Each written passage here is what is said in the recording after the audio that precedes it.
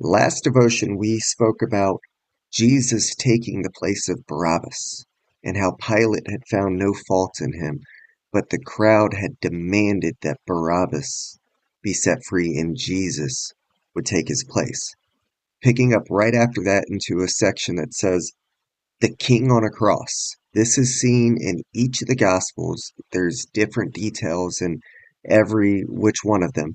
So let's see what verses 26 through 31 say in Luke chapter 23.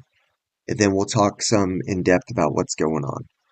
So beginning in verse 26, it says, Now they led him away, and they laid hold of a certain man, Simon, a Cyrenian, who was coming from the country, and on him they laid the cross that he might bear it after Jesus. A great multitude of the people followed him, and the women who also mourned and lamented him. But Jesus, turning to them, said, Daughters of Jerusalem, do not weep for me, but weep for yourselves and for your children. For indeed the days are coming in which they will say, Blessed are the barren, wombs that never bore, and breasts which never nursed. Then they will begin to say of the mountains, Fall on us, and to the hills, cover us. For if they do these things in green wood, what will be done in the dry? That's a lot. You could go in so many different directions here. But I want to pick up at the very beginning where it talks about Simon the Syrian. Who is this guy? There's very little actually known about him. Uh, in Matthew 27, it said that the Roman government had compelled him or demanded him to carry Jesus's cross, and this would have been after the lashing of the cat of nine tails.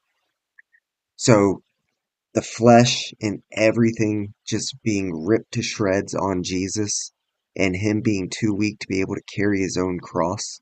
But this Simon character was told that he was going to bear that cross for a certain amount of time. Can you imagine what Simon had seen, what he had witnessed? He probably heard Pilate say how this man had been innocent, but the crowd wanted blood. And now he was carrying this cross, watching Jesus labor step by step by step. What else do the Gospels say? In the Gospel of Mark, we learn that Simon is actually the father of Alexander and Rufus. Those names might not mean much to you, but Rufus is actually mentioned in the book of Romans, chapter 16, where Paul indicates that Rufus was a believer. So if you think about it, Simon's encounter with Jesus here meant one of two things.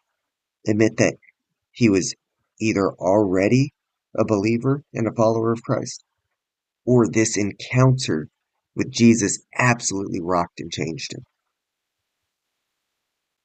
I'm going to have to think, and I could be wrong, that the encounter absolutely changed him.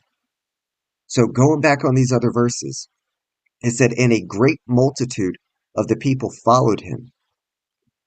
He wasn't alone. There were all these people that said that Jesus needed to die on the cross. All of these people followed him.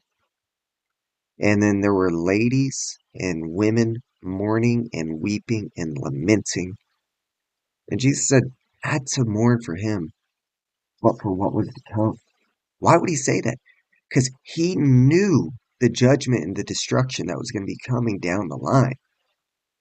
In the days of tribulation, he knew what was going to be coming their way. And that's why he said, For indeed the days are coming, which they will say, Blessed are the barren wombs that never bore, and the breasts that never nursed. In those situations, the people who have never been able to conceive children, it said, Blessed are those people. Because even though they're going to go through tribulations, it's going to be a fraction of what someone with kids would be going through. And then verse 30, when it says, they will begin to say, for the mountains to fall on us and the hills to cover us. That was almost a beg for just the tribulations and everything that they were going through to just end. It was better for them to die than to continue to go through what they were going to be going through. And Jesus is all saying this from the front end. They had no idea what he was talking about.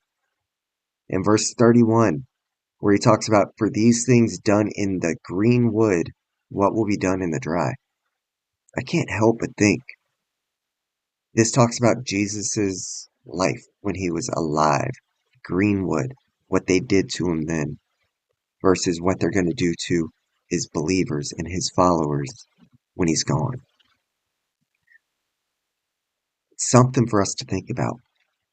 But today, I want you to think about exactly how you would have handled this situation if you were Simon. How would you handle this interaction? Would it change you? It would definitely change me. Maybe you haven't had that interaction with Jesus yet. My prayer for you today is that you personally have an encounter with Jesus that powerfully changes your walk with God. But not only that, it changes your families and your generations to come. I pray that for you today, guys, and I pray that it has a positive ripple effect on your life. Love you guys.